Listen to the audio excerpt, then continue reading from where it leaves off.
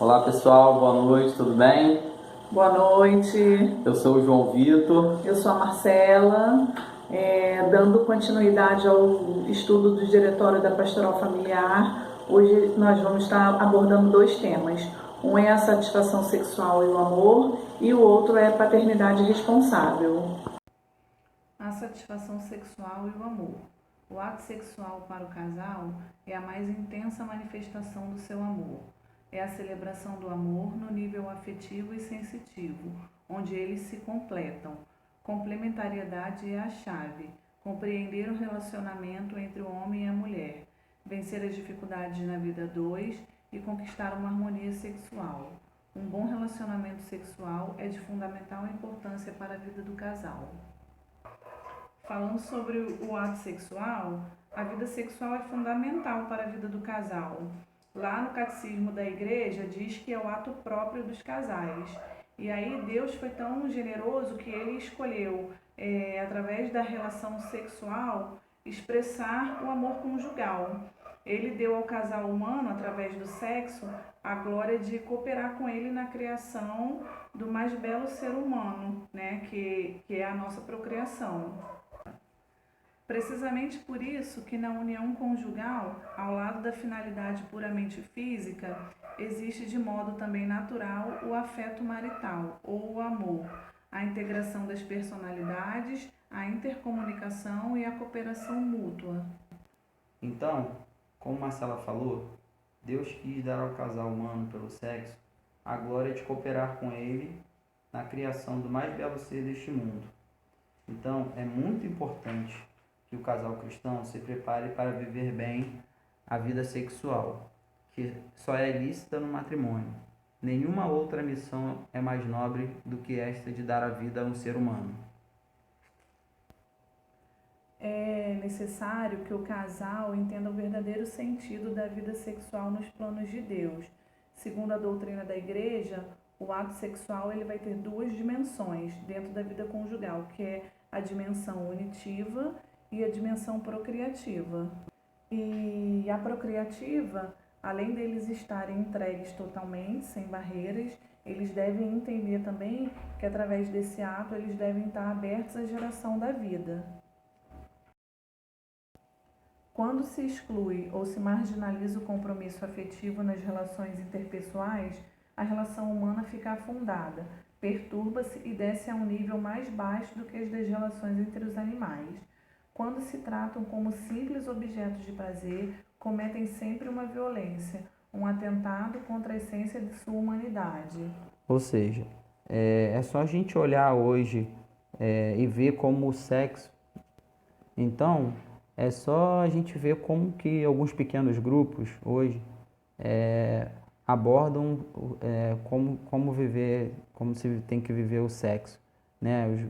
Podemos ver aí as feministas, né, que defendem que o sexo tem que ser livre, pode ser vivido de qualquer forma, que a mulher pode fazer do corpo dela o que ela quer e invertendo totalmente o sentido do conceito do sexo ou do ato sexual criado por Deus, né? Aquela coisa linda, aquela coisa bela que Deus nos deu de presente e hoje a gente inverteu totalmente é, o, como se tem que viver o sexo ou o que é o sexo.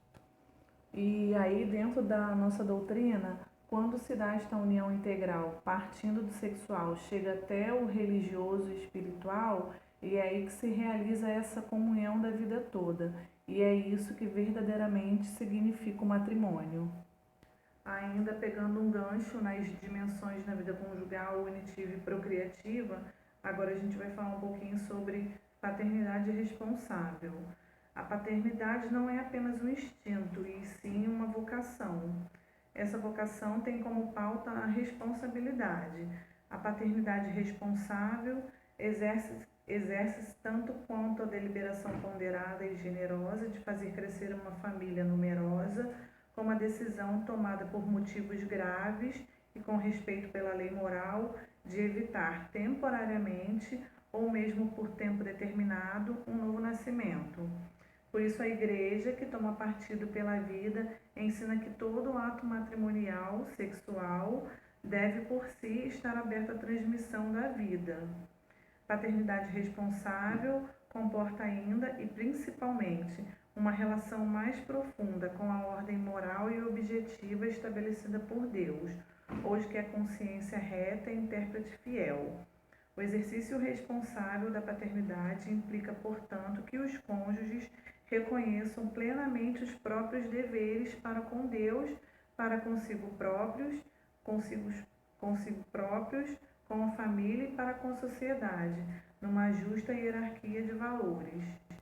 Então, como foi dito anteriormente, né, os aspectos genitivos e procriativos, eles não podem ser vistos e nem praticados de forma separada, porque eles são altamente importantes, né? Porque é o dom e entrega total entre os esposos, certo? E o outro é uma abertura à geração da vida e que é fundamental para a perpetuação da espécie. Ou seja, o que a gente vê hoje aí são pessoas, né, que preferem, casais que preferem não ter filhos, né, e preferem substituir isso por bichos, por outros animais, né, e acabam perdendo a oportunidade de viver e experimentar a essência de ser pai e de ser mãe. E aí São João Paulo II, ele até fala isso em uma de suas cartas à família. As duas dimensões da união conjugal não podem ser separadas artificialmente sem atentar contra a verdade íntima do próprio ato conjugal. Ainda falando de abertura à vida, né, o casal ele tem que ter isso bem firmado, bem consciente de estar aberto à vida, porém em algumas situações, por motivos sérios, esse casal não vai poder engravidar, né, ou seja, por condições físicas, econômicas, psicológicas, sociais ou outras circunstâncias. E a igreja ensina e considera de forma lícita o uso apenas dos períodos infecundos para se ter o ato conjugal quando o casal possui motivo grave e justo para se passar uma próxima gravidez. E aí a igreja ensina e recomenda os métodos naturais do planejamento familiar. Se o casal usa de outros métodos para espaçar uma gravidez, está indo contra os princípios e ensinamentos da igreja, que consideram uma forma ilícita o uso dos meios diretamente contrários à fecundação, mesmo que tal seja inspirado em razões que podem parecer honestas e sérias. Às vezes o casal ele até tem um motivo justo, mas quando ele procura meios que não sejam ilícitos, né, que não sejam aceitos pela igreja, ele acaba se perdendo em algum momento, né? E aí a igreja recomenda os métodos naturais, e aí eu vou falar um pouquinho do que a nossa igreja abraça, né? A gente utiliza muito o método Billings. O método Billings ele é um método natural de planejamento familiar, e através desse método a gente vai estar identificando os períodos férteis e inférteis da mulher. E aí, no caso, para se espaçar uma gravidez, os períodos utilizados serão os períodos inférteis. Indo contra a paternidade responsável, a gente não pode deixar de citar aqui o controle da natalidade, né? Que ele veio executado por meio de medidas de Estado em alguns países, né? A gente pode citar aí China, Europa, que vem com esse objetivo mesmo de diminuir a taxa de natalidade. Dentro desse controle de natalidade, surgiram esses métodos anticoncepcionais, né? Veio a camisinha, veio o anticoncepcional, veio a laqueadura, né? E aí a gente pode ir mais a fundo entrando até em outro assunto, que é a liberação do aborto, né? E a paternidade responsável, ela é livre, ponderada e generosa, né? A decisão dos cônjuges de ter uma família numerosa ou de se espaçar uma nova gestação por algum tempo ou por um tempo indeterminado, diante de existência dos motivos justos que nós já falamos aqui, né? Então, a paternidade responsável, ela vai estar sempre escolhendo, vamos dizer assim, não sei se é o termo correto, mas ela vai estar sempre indo dentro do planejamento natural. O Papa São João Paulo II, no trecho da Teologia do Corpo, que é um assunto que a gente não vai se aprofundar aqui, porque com certeza é um assunto para um outro momento, mas ele fala que corporalmente o amor sexual é para expressar a linguagem do ágape, espelhada no amor de Cristo. Amor esse que é caracterizado por 4 qualidades particulares, sendo livre, total, fiel e fecundo. E aí, para a gente concluir que Deus, em seu mais profundo e imenso amor ao casal, nos deixou como prova o ato sexual em sua entrega total. É necessário que saibamos viver profundamente esse amor. Consequentemente, a harmonia entre o casal e a fecundação demonstra o princípio de viver esse amor, recebendo com responsabilidade a permissão que é dada por Deus.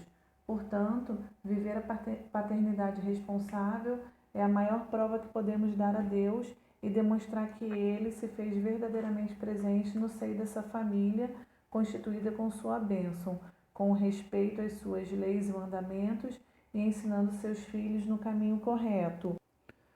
Sendo assim, a gente já encerrando a nossa breve apresentação, né? Primeiramente a gente agradece a Deus, né, por essa oportunidade, depois aos nossos casais coordenadores, né, Juliana e Tânia, Vinícius e Elis, por essa oportunidade da gente estar podendo se aprofundar um pouquinho mais nos estudos, conhecer um pouquinho mais, né, sobre a parte da pastoral, né, e muito obrigado, né, aos outros casais da pastoral que fazem parte do nosso grupo, que a gente possa viver cada dia mais em oração e que nós possamos cada vez estar mais fortes e unidos principalmente dentro desse período de pandemia. Eu espero que o pouquinho que a gente falou aqui sirva de reflexão para a gente estar comentando mais sobre o assunto na nossa reunião, né? Porque muito se tem a se falar sobre paternidade responsável, né? E aí eu queria terminar com uma frase que eu li e achei bem pertinente.